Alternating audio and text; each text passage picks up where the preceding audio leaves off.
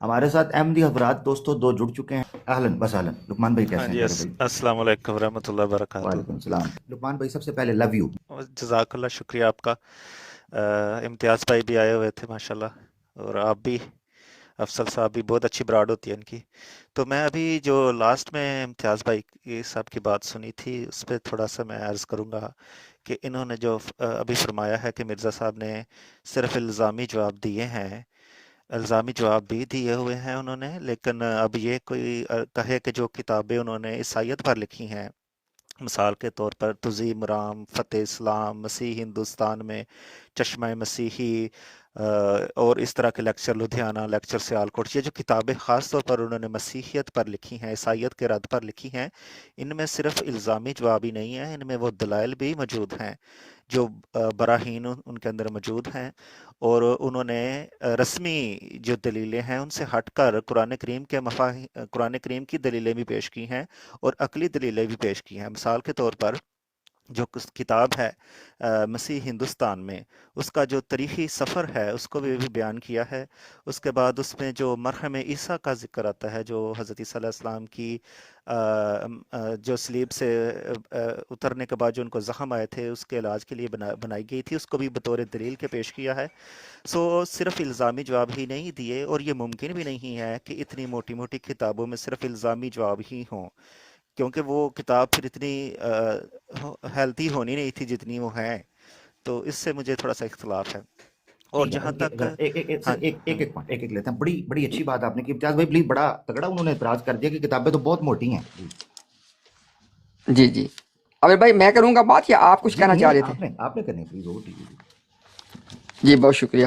اچھا، سب سے پہلے تو نا لقمان صاحب، میں نے جب بھی آپ کو سنا ہے تو شائستگی سے آپ بات کرتے ہیں، انشاءاللہ ہماری بھی کوشش ہے کہ ہم اپنی استطاعت کے مطابق آسن انداز سے بات کریں۔ ابھی دیکھیں نا لقمان صاحب، دو چیزیں ہوتی ہیں کہ دیکھا یہ جاتا ہے کہ کسی بھی پولیمکس کے اندر نا بنیادی حیثیت کس کو حاصل ہے، بنیادی حیثیت۔ اب میں آپ کو مثال دیتا ہوں۔ مسلمانوں کی طرف سے مرزا صاحب پہ اعتراض ہوا کہ مرزا صاحب آپ پیشین گوئیاں کرتے ہیں، بات اس کے خلاف نکلتی ہے۔ آگے سے مرزا صاحب کا بنیادی جواب کیا تھا؟ بنیادی جواب انہوں نے کہا کہ وہ دیکھو مثال یونس علیہ السلام کی، وہ دیکھو حدیبیہ کا سفر، اچھا جی وہ دیکھو اسی طرح مثال دی، اچھا مجھے نہیں پتا انہوں نے دی نہیں دی، لیکن آج کل جو بات آپ کی مثال دیتی ہے نوح علیہ السلام کی کہ دیکھو ان کو یہ تھا کہ میرا بیٹا بچ جائے گا لیکن دیکھو بیٹا نہیں بچا۔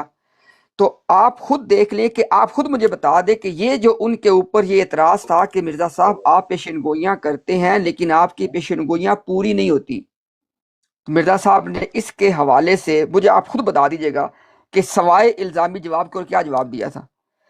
ایک الزامی جواب دیا اور ساتھ یہ کہہ دیا کہ یہ دو تین پیشن گوئیاں تو ہے نا جن کو تم لے کے بیٹھے ہوئے ہو، باقی دیکھ لو۔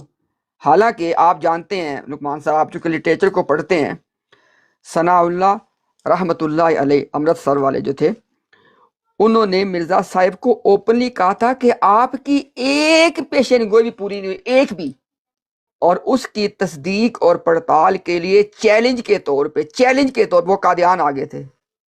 آگے سے مرزا صاحب نے کچھ جواب بھی پھر نہیں دیا۔ اچھا ایک بات، دوسری بات اگر دیکھیں، اب میں آپ کو ثبوت دیتا ہوں، بالکل پیور ثبوت، ایکیڈیمک ثبوت۔ مرزا صاحب نے کہا کہ جب تم کسی آدمی سے بحث کرنے لگو تو پہلے اس کو یہ پوچھو کہ منہاج نبوت کو مانتے ہو، اس کو منہاج نبوت پہ منواؤ اور اس سے دستخط کروا لو۔ اچھا منہاج نبوت کیا ہے؟ الزامی جواب کیا مطلب؟ کہ جو اعتراض تم میرے پہ کرو گے میں وہی اعتراض آپ کو دیگر انبیاء پہ کر کے دکھاؤں گا۔ اب اس کے بعد آپ کے پاس دو آپشن ہیں، یا تو ان اعتراضات کے باوجود مجھے بھی قبول کرو، یا اگر تم ان اعتراضات کے باعث مجھے چھوڑ تو ان کو بھی چھوڑو۔ یہ انہوں نے کہا کہ مجھے اگر آپ نے پرکھنا ہے تو مجھے آپ نے پرکھنا ہے منہاج نبوت پہ، اور منہاج نبوت کا جو جو ہے نا ایسنس ایک لائن میں، وہ الزامی جواب ہے۔ اچھا اب آتے عیسائیوں پہ۔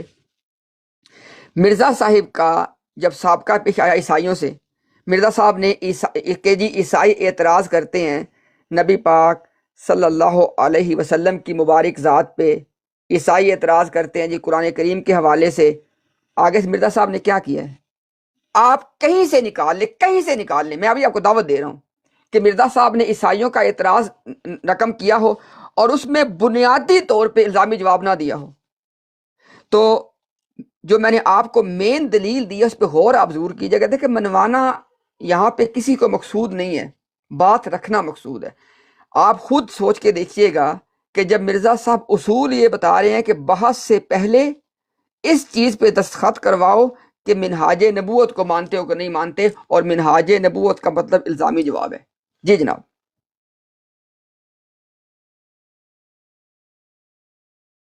آپ کا ٹائم ہے، آپ نے سنا جی امتیاز بھائی نے حوالے سے جزاک بات اللہ کر شکریہ امتیاز بھائی۔ اصل میں اور عامر حق بھائی، میں نے یہ ایک سوال یہ کیا تھا کہ میں مانتا ہوں کہ انہوں نے الزامی جواب دیے ہوئے ہیں، لیکن میں نے یہ ساتھ اٹیچ کیا تھا کہ ان کی جو کتابیں ہیں جن کے میں نے نام لیے تھے، کیا ان میں صرف الزامی جواب ہی موجود ہیں یا ہر وہ طریق موجود ہے جس میں کسی باشعور انسان کو سمجھایا جا سکتا ہے اور اس کو سمجھ آ جائے، مثلا تاریخی طور پر، اور اگر وہ مسلمان ہے تو قرآن کریم سے اور احادیث سے بھی مرزا صاحب نے ان کتابوں میں بات کی ہوئی ہے، اگر وہ دہریہ ہے تو ایک دہریہ کو سمجھانے کے لیے بھی ان کتابوں میں انہوں نے دلائل دیے ہوئے ہیں۔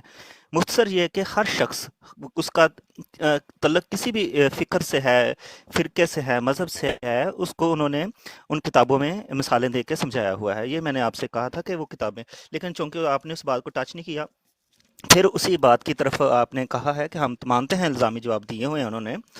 اب مسئلہ یہ ہے کہ یہ جو الزامی جواب دیے گئے ہیں، کیا یہ طریق قرآن کریم نے خود بھی استعمال کیا ہوا ہے یا نہیں کیا ہوا؟ مثال کے طور پہ میں تو چونکہ ایک پہلے بھی بڑی دفعہ بتایا ہے کہ میں ایک فزکس میتھ کا اسٹوڈنٹ ہوں، اور میرا تو ویسے تھوڑا بہت، آپ تو ماشاءاللہ اہل علم لوگ ہیں۔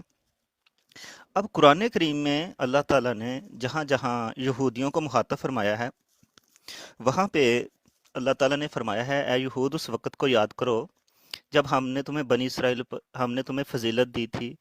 اے یہود اس وقت کو یاد کرو جب ہم نے تمہیں موسیٰ کے ساتھ نجات دی تھی، موسیٰ علیہ السلام کے ساتھ۔ اے بنی اسرائیل اس وقت کو یاد کرو جب فرعون تمہارے بیٹوں کو قتل کرتا تھا اور تمہاری بیٹیوں کو زندہ رکھتا تھا۔ اے بنی اسرائیل اس وقت کو یاد کرو، اے بنی اسرائیل اس وقت کو یاد کرو۔ مختلف ایسی آیات ہیں۔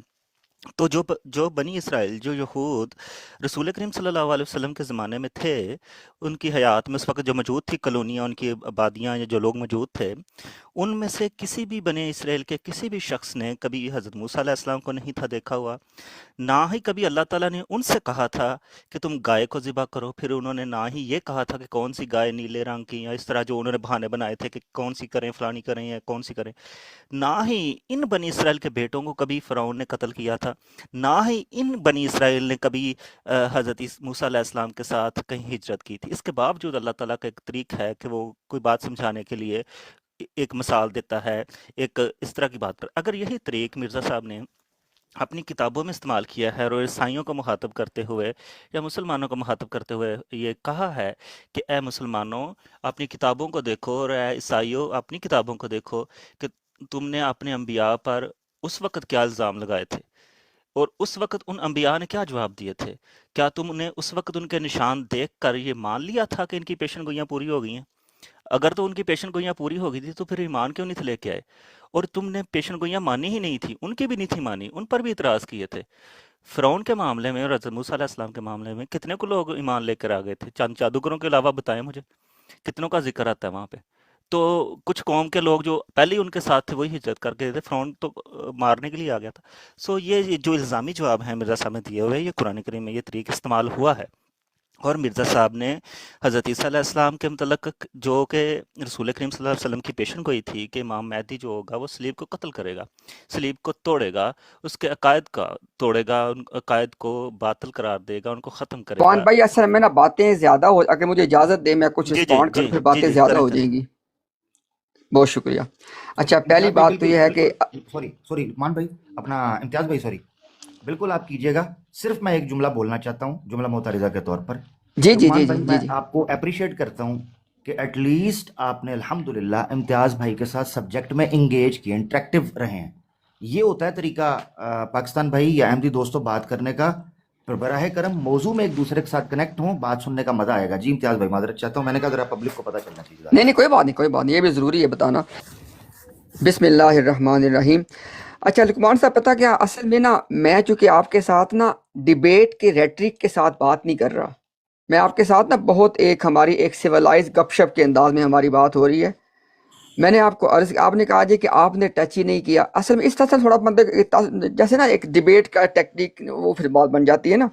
मैंने आपको बताया मिर्ज़ा साहिब ने ये पहली नसीहत की है, पहली अपने लोगों को, कि तुमने बात करने से पहले दस्तखत करवाने हैं कि मिनहाज नबूवत को मानते हो कि नहीं मानते, और क्या है मिनहाज नबूवत, इल्ज़ामी जवाब। तो ये मैंने आपको बताया कि ये उनका असूल है, सबसे बुनियादी असूल ही उनका यही है। एक चीज़, उसके बाद है कि आपने कहा जो उन्होंने मसीह हिंदुस्तान में लिखी फलां, अब देखें ना यहाँ पे मिर्ज़ा साहिब ने अपने मुकदमे को मज़ीद कमज़ोर कर दिया, यानी तारीखी एतबार से ऐसी बातें की कि जिनका तारीख के अंदर वजूद ही नहीं है। ये नावल हैं, फिक्शनल नॉवेल्स हैं कि जी वो हिंदुस्तान में गए थे, उन्होंने शादी भी कर ली थी, उनके बच्चे भी हो गए थे। It's called fictional novels, not history. Historians के यहाँ ऐसी कोई बात नहीं पाई जाती, उससे उनका मुकदमा और भी कमज़ोर हो गया। अच्छा, आपने कहा जी कि बनी इसराइल से कहा कि खुदा की वो नेमत याद करो, खुदा की ये नेमत याद करो। तो अल्लाह ताला अपनी नेमतों को इंसान को जब याद करवाता है तो उसको मुतवज्जे करता है अपनी तरफ। तो उसमें इल्ज़ामी जवाब का क्या था वो मैं समझ नहीं सका बिल्कुल भी आपकी बात को। हाँ, जो आपने ये बात की कि देखो जी वो जो एहसानात थे वो तो उनके बड़ों पे किए थे, तो उनको क्यों याद दहानी करवाई। अगर उनके बड़ों पे वो एहसानात ना किए जाते तो ये छोटे मौजूद ही ना होते। फिरौन से उनको बचाया जब उनके बड़ों को, तभी तो छोटे वजूद में भी आए हैं। तो ये असल में छोटों पे भी एहसान है बराह रास्त। जी जनाब, फिर अगली बात बाद में कर लेते हैं। जी टाइम होगा, बहुत शुक्रिया। अगर आप लोग कहेंगे म्यूचुअली तो 3 मिनट भी हो सकते हैं, लुकमान भाई ने जैसे कहा। अभी नहीं 2-2 आप मिनट की एक बारी के बाद, नहीं 2 मिनट की बात बारी कर करेंगे। लेने जी देनी थी। इम्तियाज भाई करें बात, आप मुकम्मल करें, चले, मुकम्मल मैं 1 मिनट और ऐड कर देता हूं, इम्तियाज भाई आप मुकम्मल कर लें। जी 3-3 मिनट रखेंगे नेक्स्ट से। जी चलें, ठीक है, ठीक है। तो मैंने असल में ये बात आपसे की है अपना लुकमान साहब की, बात ये है कि वो एहसानात जो जिनका आप बात कर रहे हैं वो एहसानात उन बनी इसराइल पे भी हैं कि जिनसे कुरान खिताब कर रहा है। क्योंकि अगर उनके बड़ों पे वो एहसानात ना किए जाते, उनको फिरौन के उससे ना बचाया जाता, तो ये छोटे मौजूद ही नहीं होने थे। तो ये इन पे भी एहसानात हैं। अच्छा, इसी तरह देखिए अगली बात, आपने जो बात ये की है ना कि जी देखो वो बाकी अंबिया के वाले से ऐसा हुआ। लुकमान साहब एक चीज़ को याद रखिएगा, एक चीज़ होती है तहद्दी। तहद्दी होती है कि जब नबी अपने सिद्क और किज़्ब के ऊपर किसी चीज़ का चैलेंज कर दे।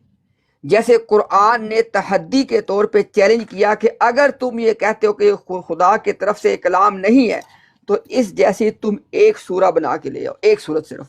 ये तहद्दी है। मिर्ज़ा साहिब के वो तहद्दी वाले चैलेंज जो उन्होंने अपना सिद्क और किज़्ब का मेयार बना के पेश किए, वो भी तमाम गलत निकले हैं, और इसकी मिसाल और किसी नबी में पाई नहीं जाती है। ये जनाब। जी बहुत शुक्रिया। 3 मिनट का टाइम मैं लगा रहा हूँ। नेक्स्ट हम ये 3 मिनट के लुकमान भाई के बाद देखेंगे कि अगर 5-5 मिनट की भी जरूरत पड़ी मुद्दा के लिए, क्योंकि डिबेट नहीं है, समझने के लिए है, तो उसको बढ़ा भी सकते हैं। जी लुकमान भाई प्लीज। हाँ जी, जज़ाकल्लाह, शुक्रिया। अच्छा जी, ये जो बात आपने मिर्ज़ा साहब की किताबों पे की है कि उनमें जो तारीख़ बताई गई है ख़ास तौर पर मसीह हिंदुस्तान में, वो तारीख़ गलत है। ये बात दुरुस्त हो सकती है कि जो तारीख़ी मामलात होते हैं उनमें तारीख़ी गलतियाँ होती हैं, वो उसमें हो सकती है ऊंच नीच। असहाबे kahf के वाक़यात में हम देख कह सकते हैं कि नहीं वो इतने थे, इतने बच कितने, इस तरह की तारीख़ी गलतियाँ उन लोगों को खुद भी लग सकती हैं जो कौम जिस पे तारीख़ बीती गई हो। हमें अपने आबाओ-अजदाद की भी तारीख़ अच्छी तरह याद नहीं होती, तारीख़ी गलतियाँ उसमें हो सकती हैं। लेकिन मैंने ये अर्ज़ की थी कि क्या मेरा मामला ये था, जो मैंने जवाब दिया था कि क्या मिर्ज़ा साहब ने उसमें तारीख़ी मामला लिखे हैं या नहीं लिखे? लिखे हुए हैं, सिर्फ़ इल्ज़ामी नहीं लिखे हुए। अब वो तारीख़ गलत है, वो दुरुस्त है, वो कितनी गलत है, कितनी ठीक है, ये एक अलग बहस है। लेकिन मिर्ज़ा साहब ने अपनी तरफ से पूरी कोशिश की है और उन्होंने पूरा इंतज़ाम किया, लोगों को भिजवाया, मुख्तलिफ़ इलाकों के दौरे किए, वहाँ पे उनको पैसे दे के भेजा, वहाँ गए, वहाँ की कौमों से उन्होंने باتیں کی جہاں پہ حدیثوں میں یہ چیز شامل ہوگی کہ بعض حدیثیں ایسی تھیں کہ جو ضعیف تھیں، تو اگر وہاں پہ یہ ہو سکتا ہے تو مرزا صاحب کی کتابوں میں بھی تاریخی غلطی ہو سکتی ہے، ممکن ہے، لیکن انہوں نے اپنی پوری کوشش کی ہے۔ پھر جو حدیث سے اور قرآن کریم سے انہوں نے فہم لیا ہے، آپ کہہ سکتے ہیں کہ وہ فہم انہوں نے غلط لیا ہے، لیکن انہوں نے استعمال تو کیا ہے نا ان کتابوں میں، وہ صرف الزامی جواب نہیں دیے، انہوں نے ان کتابوں میں قرآن اور حدیث کو بیان تو کیا ہے۔ یہ ایک الگ بحث ہے کہ وہ غلط ہے یا صحیح ہے، یہ آپ کی اپنی رائے ہے، ان کی اپنی رائے ہے، ٹھیک ہے۔ پھر جو آپ نے یہ کہا ہے کہ بنی اسرائیل کو احسانات یاد کروائے تھے، تو انبیاء بھی اس طرح کا طریقہ اگر استعمال کر لیتے ہیں اور وہ اپنی قوم کو الزامی جواب دیتے ہوئے اس احسان کو یاد کرواتے ہیں، گو کہ وہ بھی ایک طرح کا احسان ہی ہوتا ہے، کہ یاد دہانی ہی ہوتی ہے کہ تم اس سے پہلے کن کن گمراہیوں میں موجود تھے اور تم کن کن انبیاء کے ساتھ کون کون سی باتیں اور ان کی نافرمانیاں کیا کرتے تھے۔ تو یہ بھی ایک طرح کا احسان ہی ہوتا ہے۔ ایک ڈانٹ ڈپٹ جو ہوتی ہے وہ بھی ایک طرح کا احسان ہی ہوتی ہے، تو وہ اس کو انہوں نے استعمال کیا ہے اور اس کو بیان کیا ہے۔ پھر آپ نے ابھی فرمایا ہے کہ ان کی کوئی پیشن گوئی پوری نہیں ہوئی۔ چلے، نہ میں اس وقت موجود تھا نہ آپ موجود تھے، صرف ایک پیشن گوئی کہ میں تیری تبلیغ کو زمین کے کناروں تک پہنچاؤں گا۔ اب یہ پیشن گوئی ہم نے اپنی آنکھوں سے پوری ہوتے دیکھی ہوئی ہے، یہ پیشن گوئی ہم نے خود اپنی آنکھوں سے پوری ہوتے ہوئے دیکھی ہے۔ اب وہ 100 سال سے اوپر ہو گئے ہیں، مرزا صاحب زندہ نہیں ہیں، لیکن ہم زندہ ہیں، اور میں نے خود اپنی آنکھوں سے ان کی یہ پیشن گوئی پوری ہوتی ہوئی دیکھی ہے۔ ایک کاذب، جسے آپ کاذب قرار دیتے ہیں، وہ شخص اتنی دیدہ دلیری سے یہ پیشن گوئی کر رہا ہے کہ میری یہ تبلیغ جو ہے یہ مٹے گی نہیں، یہ زمین کے کناروں تک پھیلے گی، تو اب پھیلی ہے اور ہر قوم نے اس میں حصہ لیا ہے۔ تو میں یہ عرض کرنا چاہتا ہوں کہ آپ یہ نہیں کہہ سکتے کہ ان کی پیشن گوئی پوری نہیں ہوئی۔ ہاں جی، بہت شکریہ امتیاز بھائی، آپ are you okay with 3 minute session, اور آپ چاہتے ہیں کہ اس میں جی انشاءاللہ کافی ہے انشاءاللہ، میرے خیال میں 3 منٹ۔ چلیں 3 منٹس کا ٹائم شروع کرتے ہیں، ایٹ لیسٹ چیزیں نکھر کر سامنے آ رہی ہیں۔ جی امتیاز بھائی۔ بہت شکریہ جی، بسم اللہ الرحمن الرحیم۔ ہم نا آخری بات سے شروع کرتے ہیں۔ لقمان صاحب آپ کا ہمیں بہت احترام ہے، لیکن ذرا جب اصول پہ ڈسکشن ہو پھر ذرا بات کا جواب دینا بھی ہمارا فرض بنتا ہے۔ جس کو آپ تبلیغ کو دنیا کے کناروں تک پہنچنا کہہ رہے ہیں نا، وہ تبلیغ نہیں پہنچی، وہ مرزا صاحب کے ماننے والے در بدر ہو گئے ہیں، یعنی کہیں ان کو امان ہی نہیں مل رہی ہے۔ ابھی آپ نے دیکھا وہ جو بتا کے گئے ہیں نا، دیکھیں کوئی جس کا تعلق پاکستان سے ہے اس کو پاکستان سے نکلنا پڑ جائے، یہ تبلیغ پہنچی ہے؟ یہ مرزا صاحب کے ماننے والے در بدر ہو رہے ہیں، تبلیغ نہیں پہنچ رہی ہے، ایک چیز۔ اچھا، دوسری بات دیکھیں، آپ نے کہا کہ ڈانٹ ڈپٹ کی جاتی ہے، اب ذرا سنیے گا بات کو۔ ڈانٹ ڈپٹ نبی کر سکتا ہے، یہ تو بالکل اس میں کوئی شک والی بات نہیں ہے۔ مرزا صاحب نے ابھی اپنے آپ کو نبی ثابت نہیں کیا، وہ نبی ثابت کرنے کے لیے ڈانٹ ڈپٹ کر رہے ہیں کہ مجھے مانو۔ میں آپ کو حوالے دے سکتا ہوں کہ مرزا صاحب اس بات پہ ڈانٹتے تھے کہ مجھے مانو۔ نبی اپنی نبوت کو منوانے کے لیے نہیں ڈانٹ ڈپٹ کرتا، اس پہ دلائل پیش کرتا ہے، براہین کو پیش کرتا ہے۔ اچھا، اس کے بعد دیکھیں، آپ نے کہا اپنا فہم قرآن پیش کیا۔ لقمان صاحب آپ جب چاہیں، میں تب ابھی بھی انشاءاللہ بات کرنے کو تیار ہوں۔ مرزا صاحب نے فہم قرآن نہیں پیش کیا، مرزا صاحب نے تحریف قرآن کی ہے۔ مرزا صاحب نے خود کہا کہ جو قرآن میں کوئی بات اپنی رائے سے کرے وہ شیطان کا بھائی ہے، اس کو انہوں نے تحریف بیان کی ہے۔ ابھی اگلی اگر آپ مجھ سے ڈیمانڈ کریں گے میں آپ کو 5 مثالیں دے دوں گا کہ مرزا صاحب کے اس اصول کے مطابق وہ فہم قرآن نہیں ہے، وہ تحریف قرآن ہے۔ اچھا، پھر آپ نے کہا کہ غلطی ہو سکتی ہے، مرزا صاحب نے کہا کہ نبی غلطی پہ فوت ہی نہیں ہو سکتا۔ مرزا صاحب نے اپنے لیے کو مارجن چھوڑا ہی نہیں ہے۔ اگلی بات دیکھیے گا، نبی ریسرچ کر کے تاریخ پیش نہیں کرتا، جو ریسرچ کرے وہ نبی نہیں ہوتا، جو نبی ہو وہ ریسرچ نہیں کرتا۔ لوگوں نے پوچھا اصحاب کہف کے بارے میں، ذوالقرنین کے بارے میں، روح کے بارے میں، اللہ نے وحی اتار کے بتا دیا۔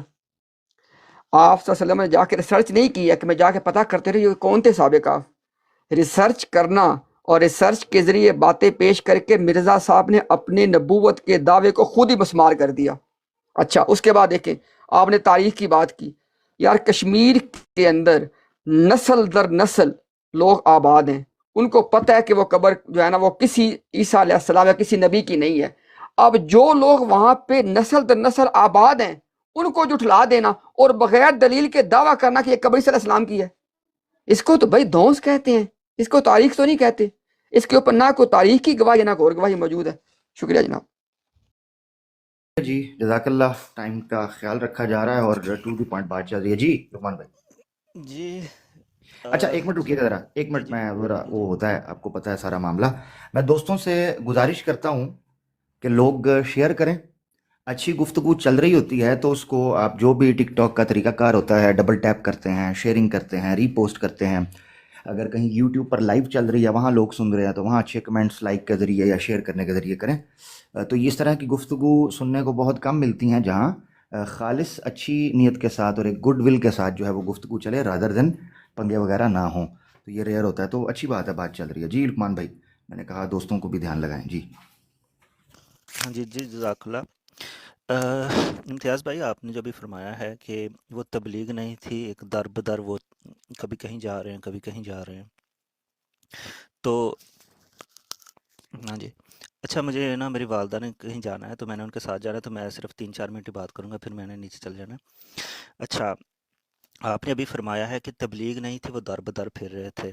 آپ اس کو در بدر کہتے ہیں، اسلامی اصطلاح میں اسے ہجرت بھی کہتے ہیں.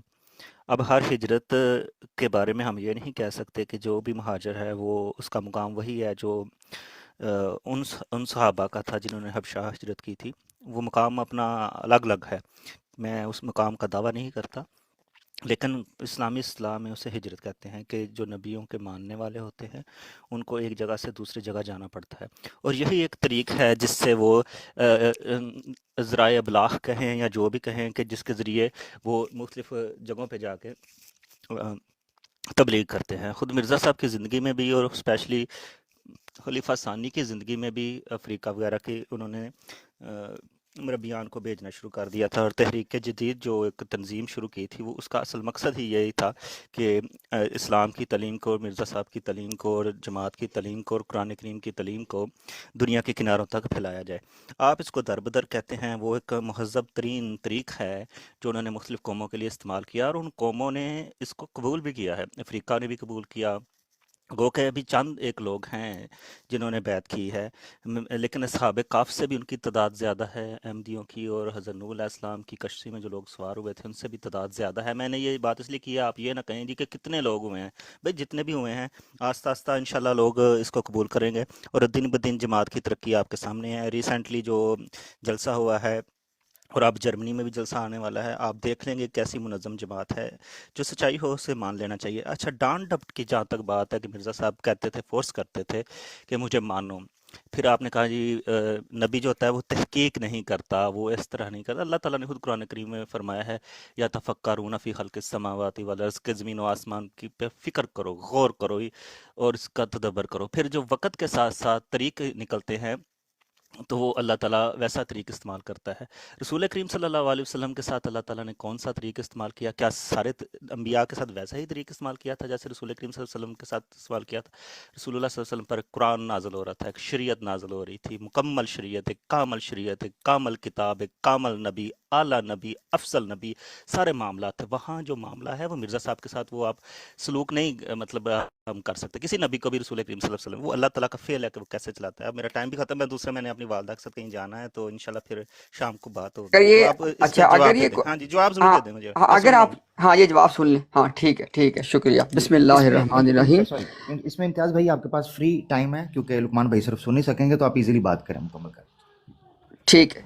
بسم اللہ الرحمن الرحیم. سب سے پہلی بات تو ہم نا آخری بات سے سٹارٹ کر لیتے جو انہوں نے آخر پہ کی نا کہ ترقی ہو رہی ہے جماعت کی.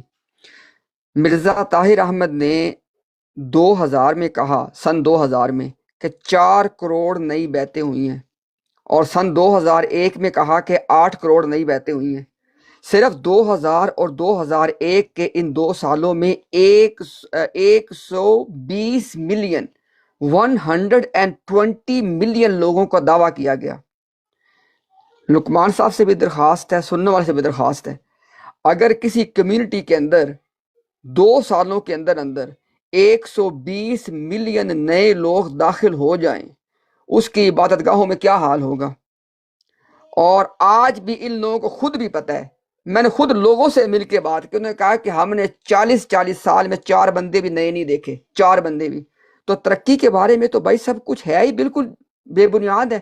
میں اب لفظ جھوٹ استعمال نہیں کرتا لیکن اصل لفظ وہی ہے.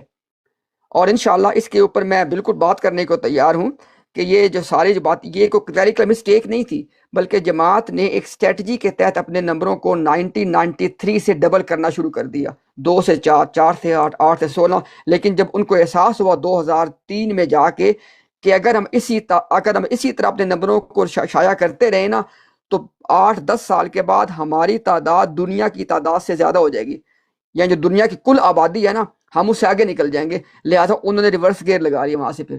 تو وہ جو آپ ترقی کی بات کرتے ہیں اس کے اندر تو بہت بلنڈر ہے بھائی، معذرت کے ساتھ۔ اچھا، اس کے بعد ہے کہ آپ نے بات کی کہ وہاں پہ قرآن نازل ہوا، مکمل کتاب نازل ہوئی، شاید آپ کو پتہ ہے یا نہیں پتہ، آپ کو ہم بتا دیتے ہیں۔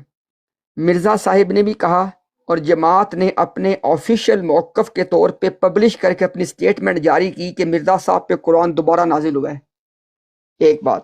اسی طرح آپ نے بات کی شریعت کی، آپ شریعت کی تعریف کر دیں کہ شریعت کسے کہتے ہیں، میں ابھی آپ کو ثابت کر دوں گا کہ مرزا صاحب تشریعی نبی ہونے کے دعوے دار ہیں۔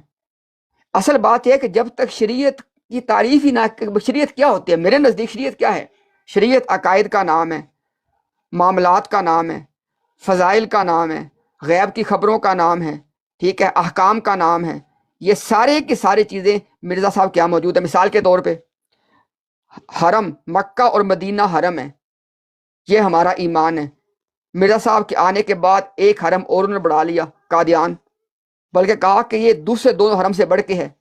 ایسے ہی دیکھیں ذرا، مرزا صاحب کے آنے سے پہلے لوگوں کے نماز جن کے پیچھے جائز تھی وہ ناجائز، انہوں نے کہا اب حرام ہو گئی ہے، کہ خدا نے قطعی طور پہ حرام کر دیا کہ اب تم نے صرف نماز پڑھنی ہے اپنے بندے کے سامنے، اور تم نے شادیاں اپنوں میں کرنی ہے۔ اور لوگوں سے کہا، لقمان صاحب لوگوں سے کہا کہ انتظار کرو، بہت جلد اللہ غیر احمدیوں کو برباد کر کے ان کی مسجدیں تمہارے حوالے کر دے گا۔ مرزا صاحب لوگوں کو یہ خواب دکھاتے رہے ہیں۔ اگلی بات دیکھیے ذرا، مرزا صاحب نے کہا کہ یہ جو میں نے کام کرنے ہیں نا بطور مسیح موعود کے مدعی کے، یہ میں اپنی موت تک اگر نہ کر سکا میں جھوٹا ہوں۔ مرزا صاحب کے دنیا میں جب تک وہ رہے، جو ان کا عرصہ گزرا، 100 بندہ بھی ان کے ساتھ شامل نہیں ہوا، دیگر مذاہب کو چھوڑ کے 100 بندہ بھی آپ کی جماعت میں نہیں آیا۔ آپ مرزا صاحب کے ساتھ جو لوگ ملے ہیں نا وہ تو مسلمانوں میں سے مرتد ہو کے گئے ہیں ادھر، اور تو کوئی شامل ہوا ہی نہیں ہے، بلکہ اس کا الٹ ہوا، مرزا صاحب کے اپنے رشتے دار عیسائی ہو گئے، سعید عیسائی ہو گیا، یوسف پٹھان عیسائی ہو گیا، جنیالہ کے لوگ عیسائی ہو گئے، یہ اسلام پھیلا۔ اور یہ نقطہ یاد رکھیں آپ، مرزا صاحب نے کہا کہ یہ سارا کام میں موت سے پہلے کر کے جاؤں گا، کہا کہ اگر میں مر گیا اور یہ کام نہ ہوا تو میں جھوٹا ہوں۔ اب مجھے بتا کہ وہ کیا کام تھا جو انہوں نے کرنا تھا؟ اگر دلائل دینے تھے، دلائل تو پہلے ہی موجود ہیں، قرآن و سنت کے دلائل تو پہلے ہی موجود ہیں، الزامی جواب بھی پہلے موجود ہیں ان کے بقول، ان سے پہلے دیے جا چکے، انہوں نے پھر کیا کیا؟ لہٰذا مرزا صاحب نے اپنی موت کی قید وہاں پہ لگائی ہوئی ہے۔ اچھا، آخری بات اب میں کرتا ہوں، آپ نے بات کی تفکر کے حوالے سے۔ اب دیکھیں نا، اس کو تھوڑی سی میں حیرت والی بات ہے کہ اللہ کی کائنات میں تفکر کرنا، اس کا کیا تعلق ہے ان چیزوں کے ساتھ کہ آدمی تاریخی طور پہ غلط باتیں پیش کر دے؟ لقمان بھائی، اللہ کی آیات میں، اللہ کی کائنات میں غور و فکر کرنا، تدبر کرنا وہ اور چیز ہے، لیکن تاریخی طور پہ غلط باتیں بیان کرنا وہ اور چیز ہے۔ میں آپ کو مثال دیتا ہوں، آپ کو پتا ہوگا لقمان، یا شاید آپ کو نہ پتا، سن لیں پھر اس بات کو بھی آپ، جب عبداللہ آتم کی پیشن گوئی جھوٹی ثابت ہوئی، معذرت کے ساتھ، آپ کا احترام ہمیں بہت ہے لیکن حقائق ہیں، تو پھر پتہ کیا ہوا تھا؟ اس کے نتیجے میں لوگ مرتد ہو گئے، مرزا صاحب کے ماننے والے۔ مرزا صاحب کے جو داماد بنے محمد علی خان آف مالیر کوٹلہ، انہوں نے ایک بڑا سخت خط لکھا مرزا صاحب کو، یہ کیا ہو رہا ہے، لوگ تو آپ کو چھوڑ کے جا رہے ہیں۔ مرزا صاحب نے وہاں پہ ایک تاریخ پیش کی، تاریخ اب سنیے گا ذرا۔ مرزا صاحب نے کہا کہ ابن کثیر میں لکھا ہے کہ حدیبیہ کے واقعے میں بعض سچے مرتد ہو گئے تھے۔ خدا کی قسم، نہ تو ابن کثیر میں یہ بات لکھی ہے اور نہ یہ واقعہ ہوا، دونوں غلط ہیں۔ تو اس کو تفکر نہیں کہتے بھائی، اس کو جھوٹ کہا جاتا ہے، معذرت کے ساتھ۔ جی جناب، بہت شکریہ۔ جی، بڑی عمدہ گفتگو رہی دوستو، لقمان بھائی کا صد احترام، ان کی محبت، اللہ ان کو جزائے خیر دے اور ہدایت دے، ان کو خوش رکھے کہ وہ ساری بات سن کر بغیر کسی انٹرپشن کے اور اپنی بات کو پورا کرتے ہوئے وہ سن کر اپنی بات यहाँ से गए, ये उनका हक था। इम्तियाज़ भाई ने बड़े उम्दा तरीके से फैक्ट्स एंड फिगर्स और सैट्स के साथ और हवाला जात के साथ मुकदमा रखा। लुकमान भाई ने भी माशाल्लाह बड़े उम्दा तरीके से अपने मुकदमे को रखा, जिसमें उन्होंने हिजरत का हवाला इसी तरीके से मुख्तलिफ़ चीज़ें पेश की और जिन पर इम्तियाज़ भाई ने उनको रिबट किया।